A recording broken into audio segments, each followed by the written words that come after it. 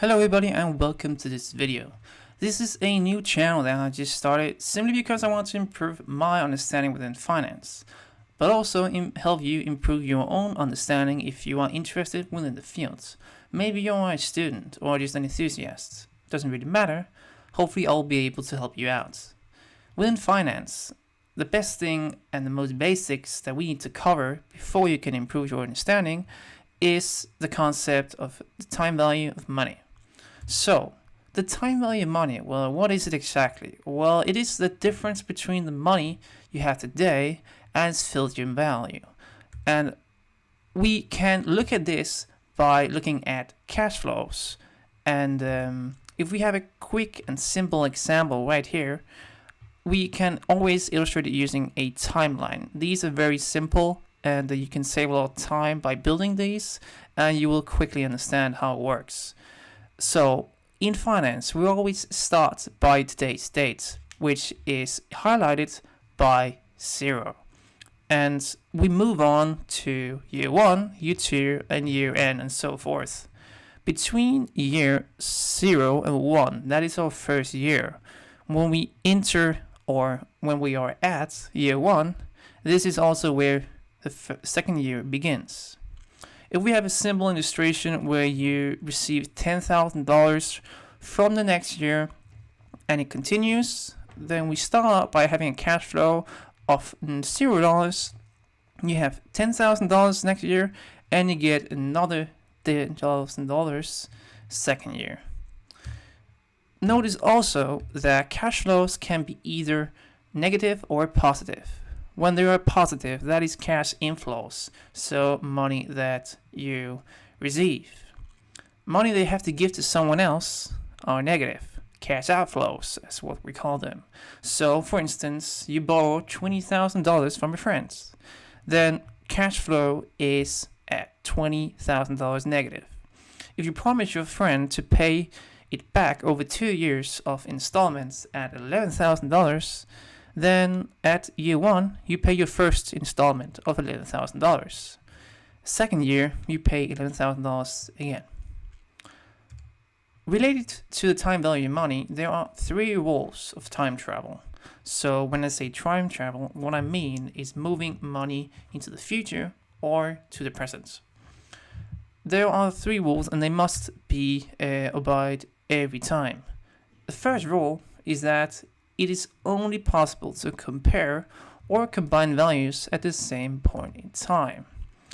This is very important, which basically just means that money in 2 years cannot be compared to money today. In order to compare the 2 values, they must be at the same point in time. So the money you have in 2 years must be converted into the present value we have today. You need obviously additional information to be able to do this, and this rule, the first one, is compared and very related to the second and the third rule.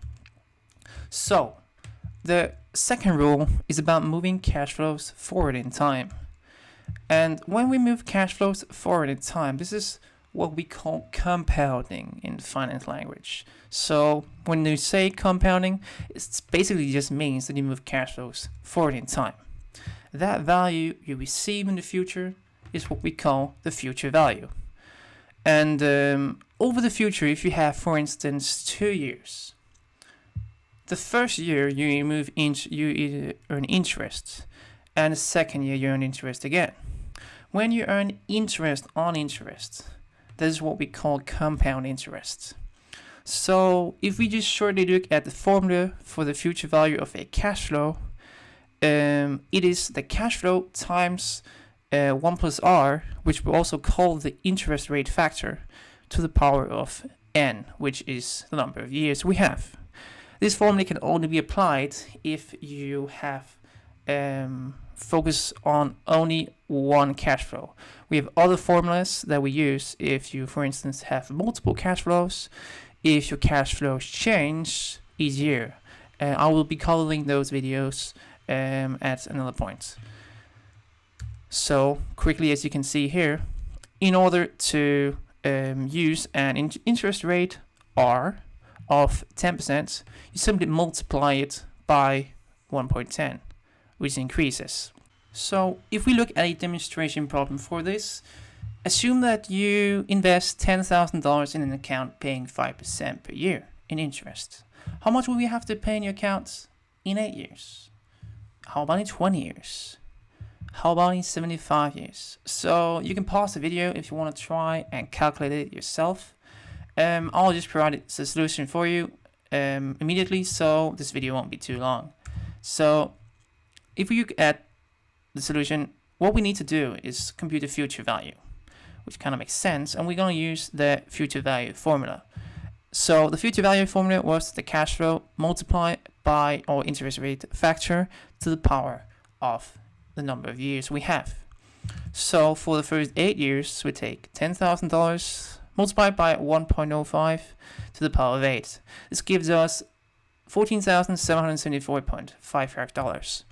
We do the exact same things for 20 years, which gives us 26.532, and 75 years. So actually, after 75 years, if you put $10,000 into an account paying 5% interest, you get $388,000. That's a lot of money, but there is also a lot of other factors that pay attention that actually does have an impact on this, which we don't take into account. This is just basic of it, and in all the videos I will be covering all the parts that can have an effect on this. So the third rule of time travel is about moving cash flows back in time. When we move cash flows back in time, this is what we refer to as discounting. So again, if discounting is mentioned in your book, it's simply just about moving cash flows back in time. And the value that we have today is what we refer to as the present value. So if you currently have a value in 2 years, you want to find out what it is today, you simply calculate the present value of it. The formula for it is simply just a rearrangement of the future value formula. This time we just divide by the interest rate factor to the power of n. Looks right here. So again, you have $1,000 you will receive in 2 years. How much is that worth today? Well, if you divide by 1.10, if your interest rate R is 10%, you will in 1 year have $909.09, or in today's value it would be $826.45. You can also kind of switch this around in case of how you interpret this. You can also say that if I invest $826.45 today, I will have $1,000 in 2 years.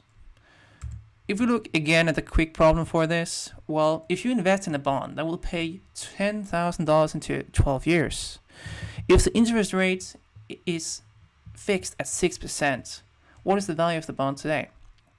So again, pause the video if you want to calculate this, otherwise I'll just go through it. So the solution, we use the present value formula I just provided to you, and what we do is that we take our given cash flow, $10,000, divided by interest rate factor to the power of 12 years. This gives us $4,969.69 today.